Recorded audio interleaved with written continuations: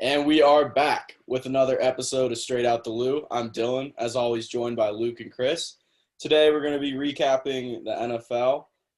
We will be looking back at last night's NBA action, opening night, and we'll also take a quick look forward to the college football playoff and bowl season.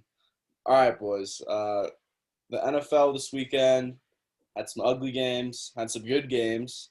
Um, Obviously, the Niners fell short, the Patriots as well. Anything else that stood out to you guys? Yeah, one of my biggest takeaways from the weekend is how much of a joke New Orleans is.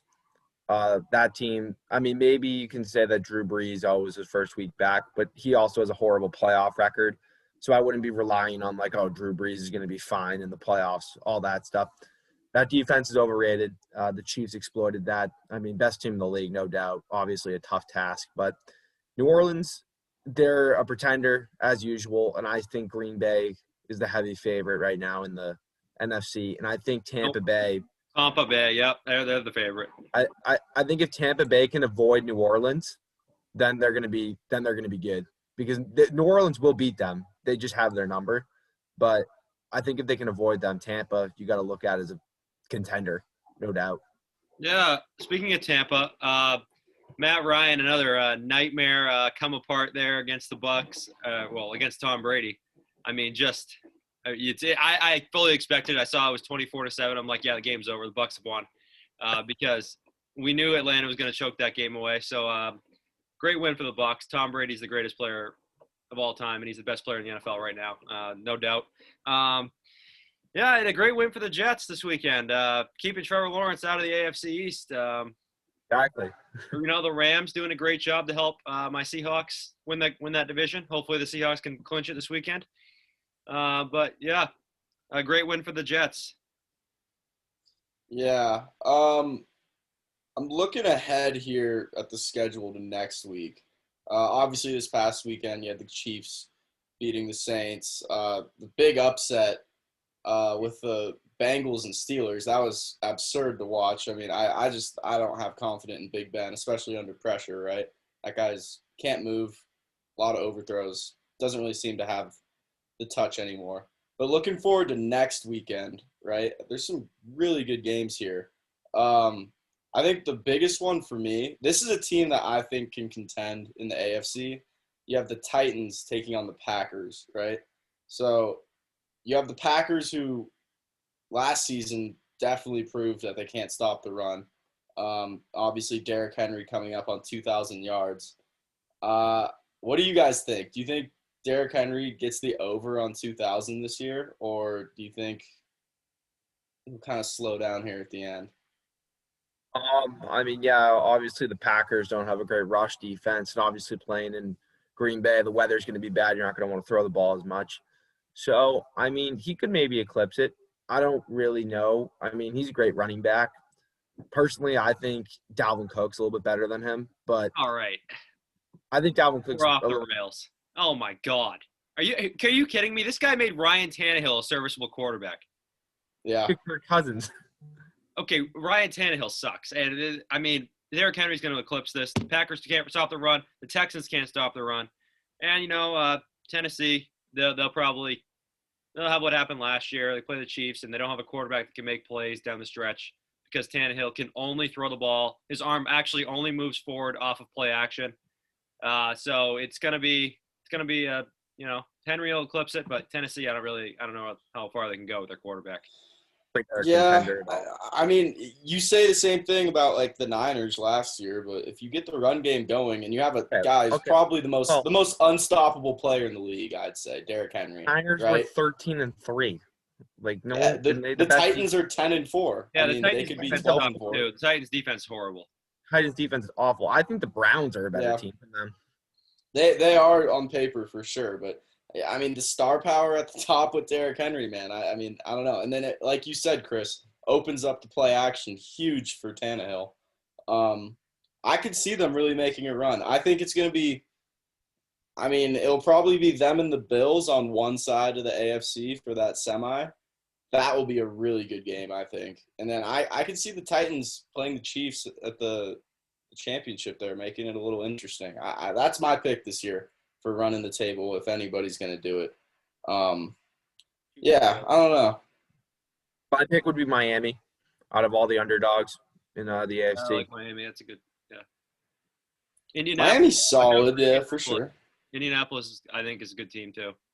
You think Phil Rivers could get it done? I think he's better than Tannehill. I mean, this weekend, another Pittsburgh this weekend, another great matchup. Yeah. Yeah, there's a lot. The Seahawks play the Rams. Saints play the Vikings. Bills, Patriots. Do you think the Patriots could end up Absolutely sort of squanching out their number 2 seed there? We need to lose. They should be losing on purpose. Therefore, we should be starting Cam Newton this weekend to lose on purpose because he's horrible. And if you see his Instagram post, he said he wants to be back next year. I will consider not being a fan if he is the quarterback of this team next year because he is a disgrace. I can't blame the game on him this weekend, but he's been horrible all season. Thanks for Pitts. So you guys spoke of Stafford being an option for the Patriots next in the offseason, right? So the appeal for Stafford to leave would be going to a winning franchise because he doesn't want to be a part of another rebuild, right? Like, do you think that the Patriots could offer him a winning situation by next season? Yeah, and I can give you a quick overview off-season plan in about like 2 minutes. Let's what I would think would be great for the Patriots. No, you have to remember we won't be spending any money. So this is true. This is true. But if I was the general manager of the Patriots, I would do it. So let Tooney go. He's making $22 million. They're not gonna. They just use the franchise on him. They're not gonna pay him. We know that. That's Bill. He doesn't pay anybody. So now we have about 80 mil, 90 mil in cap space. We signed Juju Smith-Schuster to get a slot receiver to go with Edelman on the other side. The Steelers have a surplus of wide receivers. They have a history of not paying guys. He's probably going to be available. That's a good get for the Patriots, a slot receiver. Then you focus on the defensive line. Pick up a defensive lineman, preferably a DN because Simon's the worst defensive end I've ever seen. You got a great secondary already. Hightower's going to be coming back. Defense is pretty solid. Maybe draft another defensive lineman or a linebacker in this upcoming draft. First round, take Kyle Pitts. Kyle Pitts is a must-get in the first round, or if you're not going to take that, either Devontae Smith, Jamar Chase, or Jalen Waddle. So you want a weapon? One of those 4 players we need, a weapon to go with those slot receivers of Juju and Edelman. And we're good at running back. Our offensive line's very solid. Second round pick, I'd love to see Chris Olave if we take Pitts in the first round. Olave is a great receiver. Either Olave or Kadarius Toney, either one who have been having great seasons. Olave has been a little injured. I had the COVID last week, but great player. And then basically, if you plug Stafford in there, what's wrong with that team? You got Juju, Edelman, Olave, Nikhil, Jacoby Myers. Yeah. That's a pretty good team. That team's going 10-6 at least. Yeah, I was going to say 10-6, but I would say you have to sign a quarterback and draft a quarterback because right now they have 0 quarterbacks on the roster. They have no NFL quarterbacks on the roster. I hear this some Mac Jones slander. I want to draft Mac Jones. That's my guy. Yeah. I hear this Mac Jones slander like, oh, he's like going in the 3rd round. Like what? Yeah, I don't understand that. I don't understand it. I saw a mock draft that had him going to the Patriots actually earlier. First round? Yeah. We better not take a QB in the first round. No, I'd take that. Mac Jones is good. But where's the downside, like with Mac Jones and Kyle Trask? I can't really figure it out. I think Trask is better than Jones. You see some of the throws he was making last Saturday? Jones is throwing to wide open guys. They lost the game. Dude, that doesn't mean he's a bad quarterback. No, but where is the downside? Brady lost to Super Bowl 52 and threw for 505 yards. So Kyle Trask was horrible against LSU. He had a key turnover against Bama. I mean, I just got to go with Mac Jones there. Mac Jones is going to get blown out by Clemson in the championship. So we'll see how he plays in that game. That's not going to happen. Yeah, whoa. What's making you go there? What? Dude, Clemson's nasty. We'll talk about it later, but I'm not a Mac. I think Mac Jones is underrated, but I wouldn't take him in the first round. I also wouldn't take Trask in the first round. I'm not like saying this, but like I feel like Trask is going to be a Pittsburgh Steeler. He just seems like a big, like just like he'll be the next. Need somebody. Steeler. He's going to be the next Josh Dobbs. He'll be the next Josh Dobbs. I think Mac Jones is limited. I think Trask is really good at reading defenses, and he's got great accuracy. I mean, the arm strength isn't ideal. It's not bad, but it's not like insane. So, I mean, yeah, I wouldn't waste first-round picks on either of those guys, especially if we can get difference makers like Kyle Pitts and like Devontae Smith there. Yeah, for sure. I mean, when you give that recap right there, the only hole that really stands out to me, I know you're getting Hightower back next year, right? Because he just opted Yeah. out. But So, I like, would the say the linebackers, front yeah. seven. I would say the front seven's probably the weakness. But Got Javon Bentley. You can work on that. Bill's shown in the past. He got Van Noy for a 7th-round pick, and he turned out to be a stud. Like, he can fix that. As long as we just get the quarterback situation, the wide receiver room fixed a little bit, I think we'll be fine. 10-6, Yeah. that team goes at least. I mean, in my opinion, in today's NFL, that's what needs to be right to make the team right. Quarterback, Yeah. and then weapons to pass Stafford to. can Yeah. throw the ball downfield, too. Stafford's a great quarterback. Just Oh, Detroit, yeah, dude. brutal franchise. Brutal franchise. Hasn't had a great O-line in a while. Yeah. Yeah. Stuck in And the mud. obviously with Bill being the best coach in the league, I mean, this team has no business even being 6-8. So I think this is by far his worst coaching job, because he is stuck with this clown quarterback all season, and they've done I nothing. think it's his worst general manager job. I think he's done pretty good as a coach. Well, he hasn't replaced the quarterback. Why hasn't Stidham even gotten a chance? Because we know tanking Cam for sucks. picks We know Cam sucks. because we're And tanking. the defense has not been good enough either. They're getting run all over all year. Well, that's because you're front seven, right? I mean, No, you just they don't have gotta guys there. Something up. Dude, if you look at the talent on this team and the schedule that he's played, this is the toughest schedule in the league. Yeah, well, we And can't be losing to teams like 6 Houston. games. We can't lose to Houston and Denver. It'd be 8-6. I mean, the Denver game was the COVID game, Oh, so no. that one's a little bit excuse. They had 2 days. Denver's Yeah. a better team. No, that's tough. That's Denver's tough. a better I mean, you didn't practice all week, Chris. You didn't 2 practice days all to week. practice. No, Like, the come on. Denver's a better team. I think we can move on. Maybe talk about the Niners a little bit. Yeah, for sure. So this weekend, this loss probably hurt more than any loss we've had all year. Even though playoff hopes were Lost to pretty much Jerry. gone. Yes, we lost to Jerry. It was what I saw out there was Mullins extending his streak for interceptions. And like he has the most interceptions in a row in consecutive games now in the NFL. Just continuing to do great work there, setting records. The guy cannot really read his own defense. It's tough to watch. And the O-line has been a real big concern for me this year. Last year, Staley held it down at left tackle, kind of led the whole unit, brought everybody up. But this year, you bring in a really talented Trent Williams, but I don't really see the same leadership qualities out of him. He's not really helping out the young guys like McGlinchey, who has looked pretty awful this year. The biggest thing for me, obviously, just like the Patriots going into the offseason, is the question mark around the QB room. What's going to happen there? Is the grass always greener if you go a different way? Go with the Zach Wilson, go with the Trey Lance, right? I mean, that's what people like to think. I personally pick Trey Lance. I personally do not see the guaranteed upside there. Garoppolo when he's at his best, is above average in the NFL. All right. He's above average. He's above average, right? He's not. I don't get the When he's Jimmy at his G best. slander. Look at him now. Look at the team now. I don't get the Jimmy G slander. The guy's played six That's healthy why I'd be quarters all concerned. year. That's why I'd be concerned. Mullins is a better quarterback, and they can't win games. Oh God, I don't know how you could say that though. Like Mullins' stats are consistently worse. You watch him, like you just watch him play, his play style. He's not confident in the pocket. Like Jimmy stands in there and takes hits sometimes. Yeah, I mean he not does stand in there well, and he kind of has he has a nice presence in the pocket, much more so than Mullins for sure. But with that being said, I'm not sure if the best option right now in terms of the quarterback position would be to move on. I'm not sure if you'd be guaranteed to have a quarterback that can put you in the same positions that Jimmy can most of the time. I'm not sure if that's a guarantee this offseason, going out and getting that guy. And with the Super Bowl window we have probably being the next 2, maybe 3 years just because of the contracts that everybody's going to be due. I hate to say it, but I see Jimmy coming in and being quarterback again next year.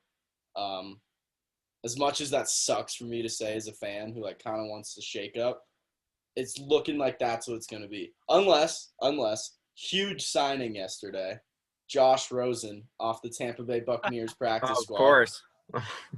This guy was a first-round pick, top 10, I believe, to Arizona. Top 10 pick, I Great. believe. Yeah, he sucks. If this guy comes into Shanahan's offense and turns his career around, what a story. What a story. What conference is he from? He's from the beautiful Wild West of the Pac-12. Yeah, I was just asking. I was wondering why he sucks so much. Yep. No, but I think it's clear for the Niners that Jimmy G is going to be the starter next year, and Zach Wilson's going to be the backup. If they pick Trey Lance, that's going to be really bad because that guy's not good at football. Yeah. I mean, Trey Lance, he's not even playing this year, right? Didn't he knock it a season? Yeah, and he's just overrated, and so is Justin Fields. By the way, we'll talk about that later. But, yes. Let's transition into that in a sec. But Zach Wilson's the guy for the Niners. I think he just fits the scheme beautifully. He can run, he can throw, he's got a big arm. He's a better Matt Ryan. I mean, I think Zach Wilson's going to be a top 10 consistent quarterback. He doesn't need to be elite to be good in the Shanahan system. So give him a couple games under Jimmy G, see what Jimmy G does. Jimmy G will get injured, and then he'll go in. I do like that plan. We'll see what ends up working out, though. Obviously, taking on Jimmy. Right. Obviously, taking on Jimmy for another year is pretty pricey, but we'll see. All right.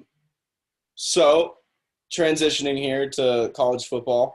So the playoff, obviously the seeding is complete. We got Notre Dame 4, Ohio State 3, Clemson 2, Bama 1. So a rematch of last year with Ohio State Clemson could be a good game again.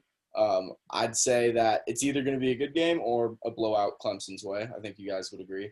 Obviously, Bama and Notre Dame, not a great look. Going into what you were just speaking of, Justin Fields did not look great in the Big Ten championship. What did you guys see? This guy has a very bad tendency of taking the snap, looking at one receiver, and then not knowing what every other route the other guys are running and then scrambling. And that is just not going to work in the NFL. You can't lock in on one receiver and then if he's not open, just try and make something happen. He's got a major issue with pocket presence, and his mechanics have been looked so much worse this year because last year he was automatic on every throw. And even in the game against Clemson after he had that injury against Michigan, he looked great still. So I really don't know what happened, but I would not be taking this guy with the number 2 overall pick if I was the New York Jets.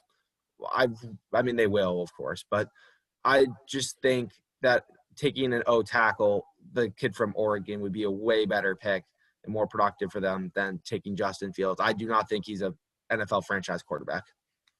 Yeah, I agree with that. And we'll talk about the playoff for a second. I think there was a lot of discussion about Texas A&M and Notre Dame. And I think that was a lot of recency bias. I think the committee got it right. I think the committee got it wrong. Who do you think should have been in? I think he should have been A&M. All right. Well, if you look at an all SEC schedule, yeah, I mean, blowing team. They make a good point when you're saying that these teams that they're playing would run most of the other conferences. Yeah, teams.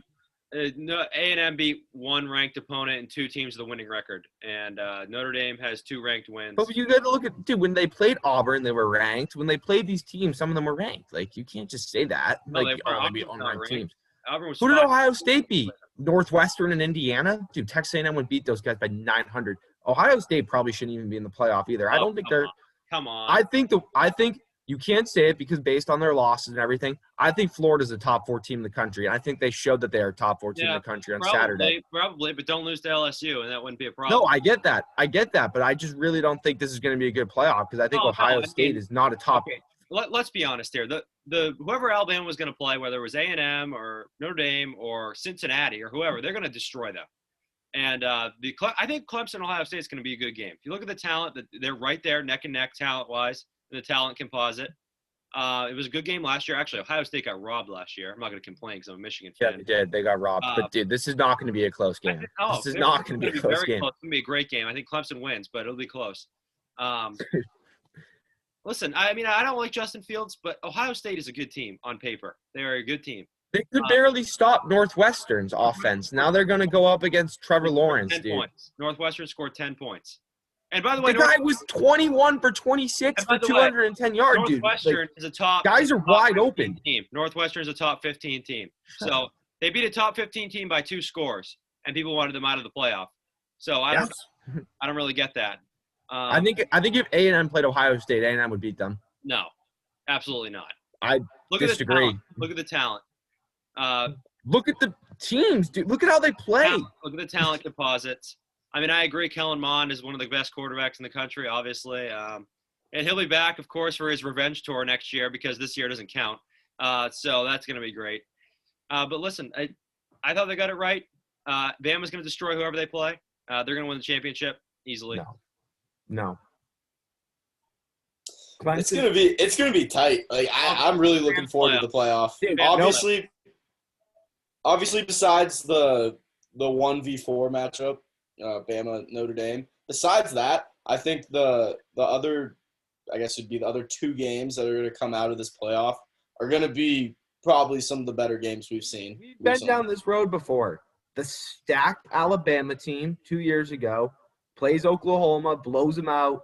Clemson plays Notre Dame's really good talent-wise. They're undefeated. Blow them out, and then Alabama gets blown out by Clemson in the championship. Happened 2 years ago. Same exact thing. It's just not the same team. No, college football has changed so much since then. It was more of a defensive team for Alabama. They had Jalen Hurts playing quarterback. They had Tua, Ruggs, Judy, Devontae Smith. I'm sorry, no, I'm missing something. No, they didn't. Yes, they did. No, Tua came in and won against Georgia. The year before, they had Jalen Hurts playing quarterback. And we're not talking about that year. We're talking about Tua's second season. Trevor Lawrence beat them 48-16. Yeah, well, that was different. Dude, that team was more stacked than this team is. No, it wasn't. Yes, it was. No, it was yes, not. It was. No, it wasn't. That was different. Yes, it was. Dude, look at the roster and then try and tell me that team wasn't more stacked. Listen, I dare you. No, I mean that team was more of a defense. Okay, so let's go. Who's better, the quarterback? Tua, obviously. Running backs were Damian Harris, Najee Harris. They had two of the best running backs in the country. Harris is better. But he played in that game. Okay. But he's a better player now than he was then. Devontae Smith. Otherwise the same. Devontae Smith, Henry Ruggs, what's the guy's name? Jerry Jeudy, Jalen Waddle. Those are the four best receivers. That's the best receiving core in college football history. And then you had the tight end was probably nasty. Like everyone. Jalen Waddle was not on that team. He was a freshman last year, so he was not on that team. That's not true. No, it is true. No, he was on that team. I know for a fact he was on that team. Bama's going to destroy Clemson. Not even going to be close. They're just better. That's so debatable. I think it's going to be the exact opposite way. No. Trevor Lawrence is blown out. Which year are you talking about? 2017? Are you talking about 2017? 2018. T-Law's freshman year, before last year. So it was T-Law, Burrow, and this year, right? So it's No, it was the year before last. So it was technically the 2019 championship. Yeah, 44-16, Clemson over Bama. Not going to happen again. Yeah. I mean, Trevor Lawrence is a problem, man. Like, he's a problem. I don't know. Best player in that game, without a doubt. It's going to be tough for Bama to really, step up here. Clemson's defense is unreal. If Trask is Dyson. Stop them. Trask just threw for the most yards ever in SEC history. So here we go. Here's what I think. First of all, Texas A&M's defense is better than Clemson's. And we're not talking about Texas A&M's defense. We're talking about Alabama going up against Clemson and Trevor Lawrence offense going up against. I'm telling you why they're going to win. Telling you why they're going to win. Alabama played Texas A&M. Their defense is better than Clemson's. Alabama shredded A&M. Doesn't matter how good your defense is, you're not stopping Alabama. You want to keep going? So how are they going to stop Clemson? Well, I didn't say they're going to stop them. They didn't stop Florida. They got a couple more stops. That was it. That's all I need. Trask threw for the most yards ever, and that offense is obviously stacked. And Florida's offense is better than Clemson's. So it's just as good. Well, when you have the quarterback that's winning. Better. With Lawrence out there, ETN. Yeah. Oh God, ETN sucks. No, they're gonna. Oh yeah. Choker I've ever seen in my entire life. We'll come back. Yeah, I'll pull this clip, and this will be on the Instagram because you guys have no confidence. I'm sure when Mac Jones throws 3 interceptions. The greatest dynasty in the history of college football, they will easily beat Clemson. It's gonna be a barn burner, high scoring. I'm not sure it's gonna be a blowout though. I think it's gonna be tight. It's gonna be a tight game. It's gonna be exciting, but it's gonna be It's going to be tight. I'll go Clemson. I'll go Clemson as well. I don't really see Mac Jones beating Trevor Lawrence. I don't know about that. We're moving on to the Cotton Bowl, though. We got big game against Oklahoma where we'll probably put up about 75 points in that game. Yeah, Florida, Oklahoma. Interesting matchup. Two high-powered offenses. No, dude, their offense isn't even that good. I mean, our defense is obviously pathetic, but their offense is just the worst thing. They scored like Oklahoma's going to win because SEC teams don't care about bowls. Florida does because they're always in one of these bowls. So we're used to it by now. This is our third year in a row. I think Oklahoma's a good team. Okay. I think it's going to be close. I guess Florida will probably win. If Florida wants to show up and play, they'll win. But if they play like a normal SEC team in bowls, they'll lose. I second that. I kind of agree. I'm not sure if just like Bama versus Michigan last year. That's a good example we should talk about. Well, Michigan didn't show up running. Oh, okay. Yeah, your team sucks. Okay, let's keep going. Yeah, that's late news. Your team has sucked since 1997. I don't know what you're trying to get an argument out of me for that. I agree with you.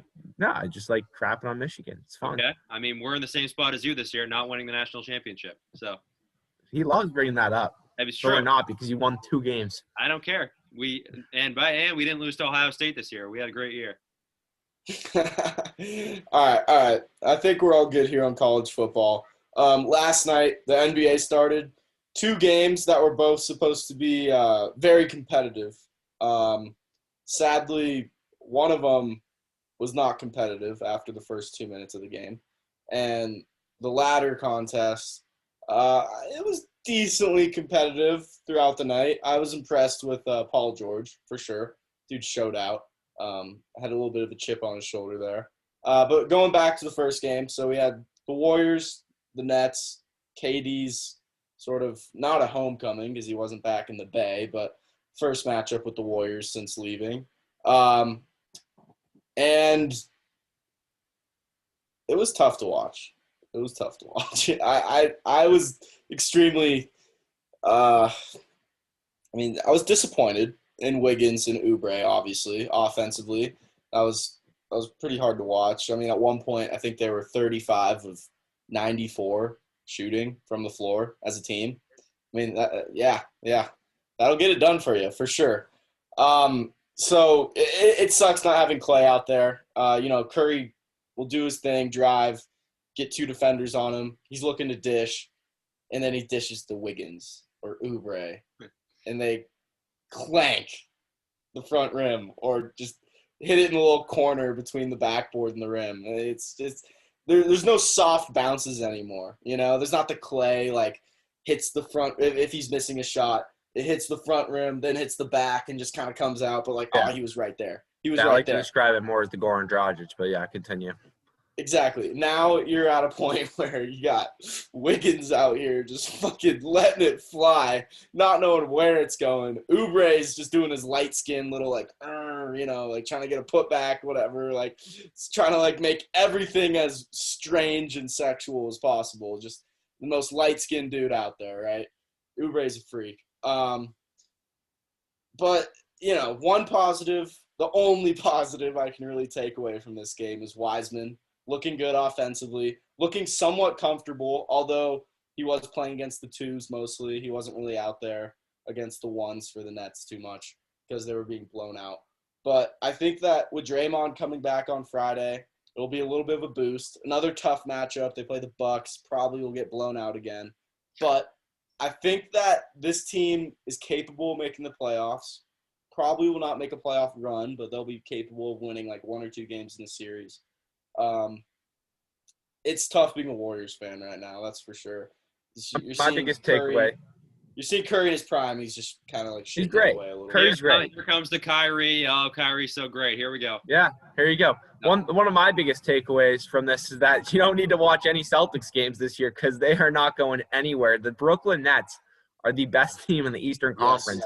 Yes, easily. And this is unbelievable. I mean, if Kyrie is going to play like that, I don't even know if the Lakers could beat them if he's going to play like that.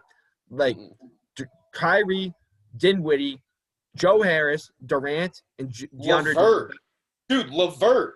Yeah, I'm talking about this. I'm going to get there. Best starting lineup in basketball No doubt about it. Joe Harris is making every single three-point shot he takes right now. Guy's on fire.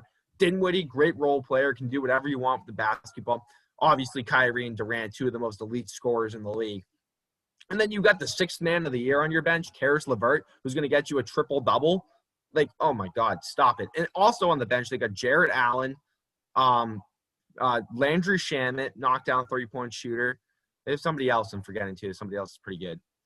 They have, 11 options on the whole team, and that is an unbelievable team. And the way Kyrie was playing last night, how do you stop that? Honestly. You can't, dude. You can't. Yeah, and then there was they had hands in his face. And Durant's obviously just unbelievable. Top 5 player in the league. And then you see a nice little Instagram clip after the game of, Kyrie Irving being a locker room cancer as he congratulates his coach, gives him the game ball. Everybody's happy. Yeah, you're happy when you're winning. Everything looks good in Brooklyn. What's up? You're happy when you're winning, aren't you? We'll see what happens when they start losing games. Who are they going to lose to? Not you. Not to you. I'm going to talk Christmas Day. I'll talk about the Nets here real quick. Well, they're going to win on Christmas Day because we're injured. Yeah, because you're injured. Who's on your bench again? Listen, Grant Williams is a great player. Okay. Right. Yeah.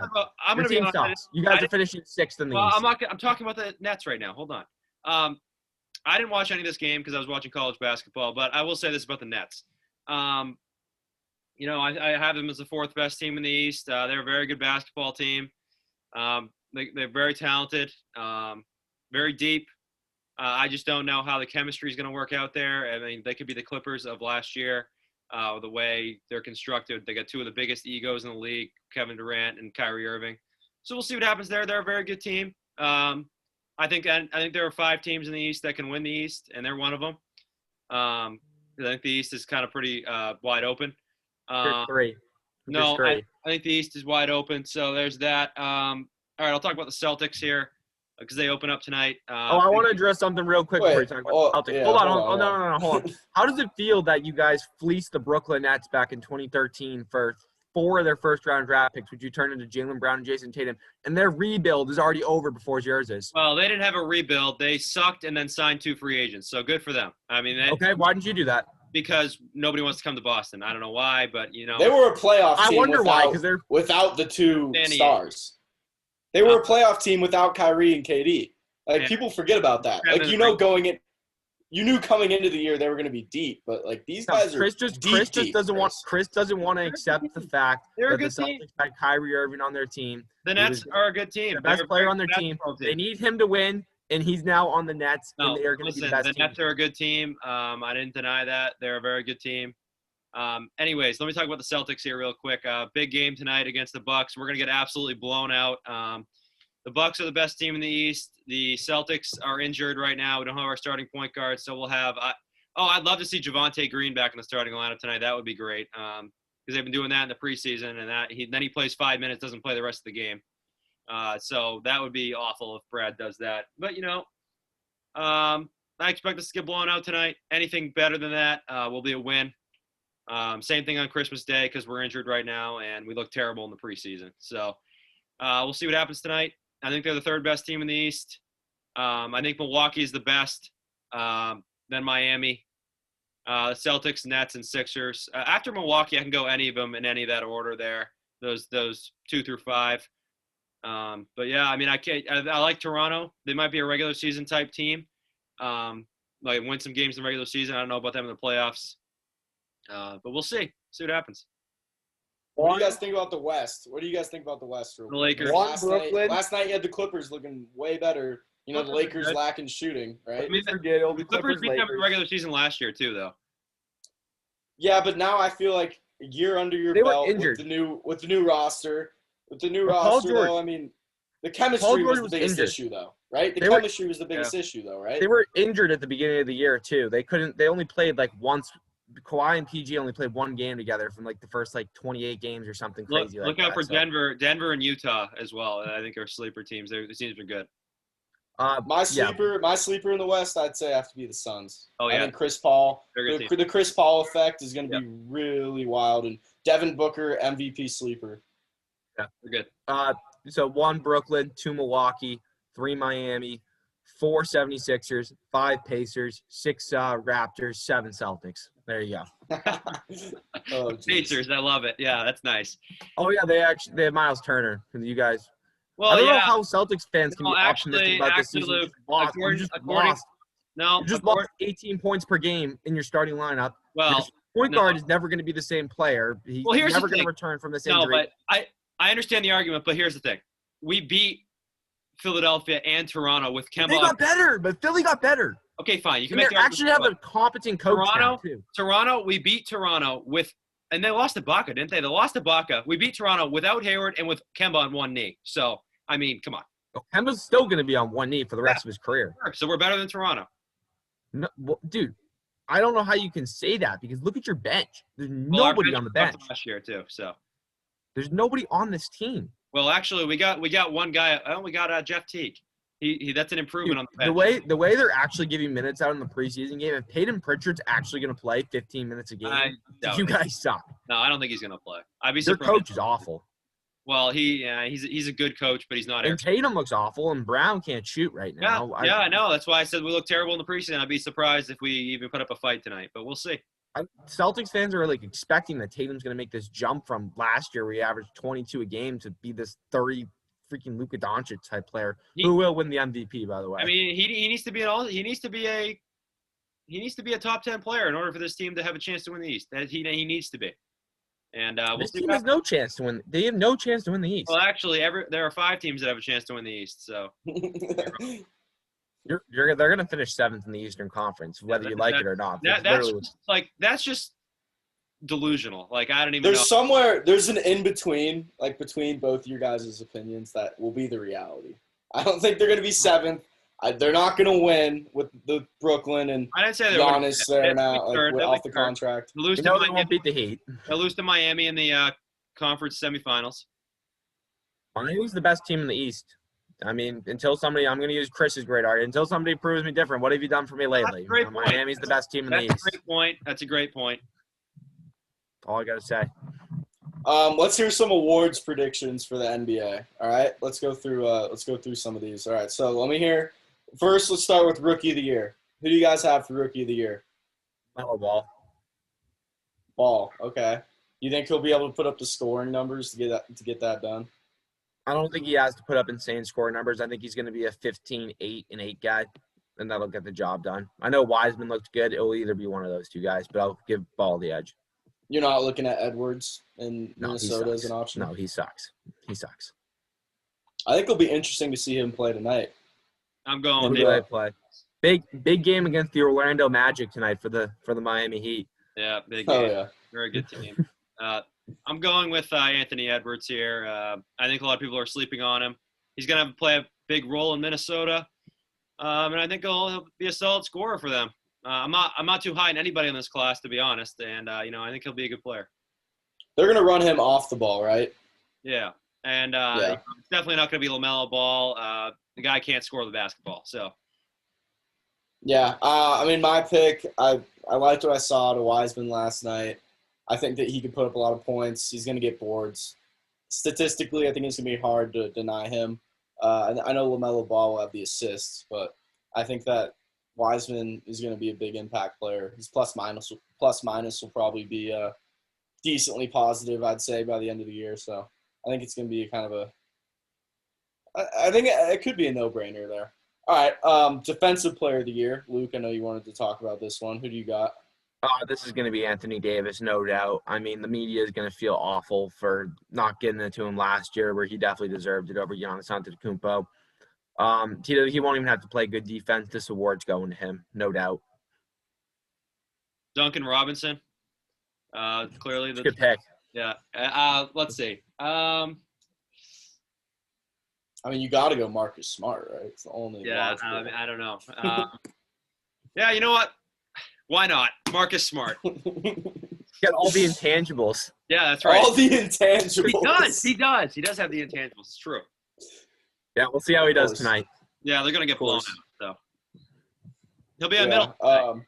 You just got to put him on Giannis, man. All the intangibles. Yeah, he can guard Giannis. Why not? Throw him on him. Why not? Because Giannis is going to dunk on the free throw line. For that tonight, Semi Ojeleye probably playing 48 minutes tonight because he's the only person. Giannis stopper. Yeah. That's right. He's the honest stopper. I'd have to go with Davis as well. I think that, just being a guy on a winning team like that puts you in the spotlight already. He just has to stand in the paint and just play the game pretty much. I mean, he gets it done. He's been getting it done in the paint, like just blocking, stealing, just clogging up whatever people are trying to do. He's been doing it his whole career. He'll do it again, and he'll get the award. MVP picks. I know I just kind of dropped a sleeper in the last segment there. Who do you guys have? Oh, yeah, I got Luka Doncic, and for obvious reasons. This guy is a superstar. They improved their team a lot. He's a year old, or he's not really a year older. He's a couple months older. He's going to be more matured. This guy's going to win MVP. He probably should have won it last year, but I mean, with the team being in 7th place and him being only 20 years old, there's still some bias, but I think he's the no-brainer. He'll match Rose for youngest MVP all time. Chris, who do you got? That's a good pick. I'm going to take Kawhi Leonard. I think the Clippers are going to be I think the Clippers, they're not better than the Lakers. I think they're going to be determined to at least attempt to be better than the Lakers this year. I think they're going to be Kawhi Leonard's going to have a good year. I look at the Lakers, though, and I mean, please tell me if I'm wrong, but I see their best shooter as being like Anthony Davis. There's not a lot of shooting. No, you're forgetting Finals MVP Kentavious Caldwell. That's a great point. Their best player. I should have picked him to win MVP. Wow. But like realistically, though, I mean, there's not a lot of shooting on that team. Schroeder looked good last night. Schroeder can shoot. But I'm not going to hang my hat on Schroeder. Jared Dudley, Boston College product. Yeah. I don't know. It seems like there is a slight hole in that. Danny Green was supposed to be the solution. He was not. The guy missed one shot that didn't even really have a big impact on the series, and people just went at him because LeBron passed it to him. That's literally it. I mean, no one remembers that. No one would remember that shot if it was like a loose ball and he picked it up and he shot it just because LeBron passed it to him, and he gets exiled out of LA just by the fans. It's an absolute joke. Kuzma sucks. He's awful. Sucks. And I mean, I don't know. I do like the Clippers. I mean, they did do this last year, but seeing Paul George healthy, shooting like that last night is a good sign for them. And I mean, the West is going to be tough. It's definitely tougher than the East, but I like the Kawhi Leonard. Look at this. Chris shaking his head. Not true. That's not true. Oh, why? Because they play defense in the East? Well, yeah. Sorry you can't score against Miami's 2-3 zone with their two white guys at the bottom. They do play defense in the East. Yeah, it was great defense by Eric Spoelstra. And you look at, those top – No, it was just poor talent on your team. Top 5 or 6 teams in the East, and then you look at the West, and, you got the Clippers, Lakers, Nuggets, and Jazz, right? And everybody else. What about the Mavs? What about the Suns? Everybody else is kind of solid. But, and the Grizzlies will be good, and the Pelicans are pretty stacked. Top 5 teams in the East. Those top 5 teams in the East. And the Warriors, I mean, are still in there. All right, yeah. Do you think the Pelicans will finish top 6? I think they're going to be great. Zion, they're going to be really solid. People forget, I forgot about Zion in the offseason. I mean, they have a hole in power forward because Zion sucks. He can't shoot. That's just not true. I think that's absolutely debatable. He has no touch. Oh, yeah. So Giannis sucks then, too. Yep. Okay. I was just checking. Giannis is limited. We've seen it in the playoffs. He can't. Okay, but he's limited. He doesn't suck. Well, yeah, he's won 2 MVPs. Zion hasn't, so. He's 19 years old, dude. Watch Lonzo Ball take the next step for the Pelicans this year. The next step is literally just having a serviceable jump shot and averaging 5 more points a game. That's all he literally needs to do. That's what he's going to do. He already plays exceptional defense. He's a very above-average passer. He just needs to be able to hit open shots. That's about it. My MVP pick didn't get there. I'm going to give it to Dame Lillard. I think that he's going to have a year. You got to make a new pick because that's an awful pick. I think he's going to have a year, man. I really do. I mean, he won't win. He's not going to win anything, but he's going to put up the numbers where he's going to be in that conversation easily. He's going to put up those ridiculous scoring nights, and he's going to be in your first team All-NBA then.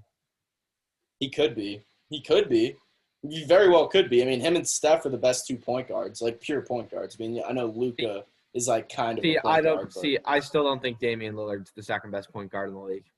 Who is? Who'd you have? Chris Paul? I still think Kyrie Irving's a better player. Oh God! Damian Oh Lillard. my Lord! I mean, okay. He could be, yeah. Dude, I don't even think that's really debatable. Like the guy scored 26 points last night, and he wasn't even trying. Well, you have to have the ability to not completely break up and destroy teams. Nope, that's not true. That doesn't make you a better basketball player or worse basketball player than You have to somebody else. factor in the off the court the intangibles, as I like to say. Kyrie. But you're not basing off who's an actual better player. You're just basing off who's a better franchise piece. Well, yeah, that's what's most important. So who's better basketball, Lillard or Kyrie? Probably Lillard. But it's close. But if you go by franchise piece, it's definitely Lillard. That's a joke. I think that's an absolute joke. You're just a hater. But I mean, I think Kyrie's my first All NBA team. I think it's going to be Kyrie, Devin Booker, LeBron, because he'll never miss it. Probably Giannis, but I want to say KD, but probably Giannis, and then Davis. No Doncic?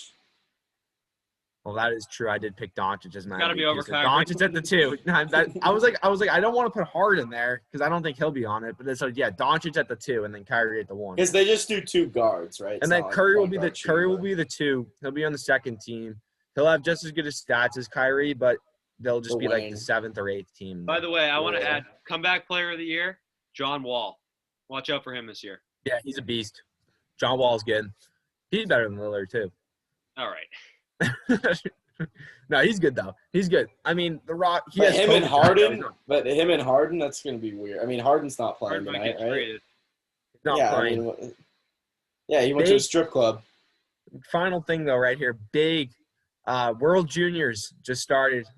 Start December 25th for hockey. Team USA looking pretty good with Hingham forward Matthew Beniers, 2021 draft eligible from Hingham, Mass. I'm so interested, Luke. I mean, the United States, Canada, though, their whole team is all first-round picks. They only have 2 guys that aren't first-round picks, so that's going to be a tough team to beat. But World Juniors starting December 25th. We'll be watching that over every basketball game besides the Heat game. Cool, man. Yeah, you have fun with that. I'll have a great time with it. You have fun with your college basketball too, Chris. What? Yeah, So I'll have fun with my college basketball. Oh, God. All right, boys. Great episode. A lot was talked about. A lot got done. Good work, boys. See you in the next one.